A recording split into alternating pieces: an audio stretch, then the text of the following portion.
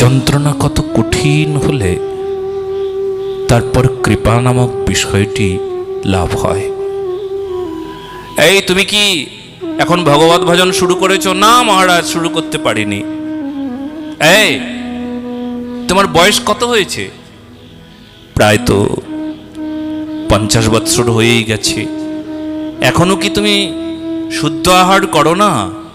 না মহারাজ, অনেক ঝামেলা, সংসার দেখতে হয়, ছেলে পুলে, নাতি পুতি, অমুক তমুক, আরে মহারাজ বড় ঝামেলা, বড় ঝামেলা, বড় অশান্তি, মরবার সময় নাই, কখন ভজন করব?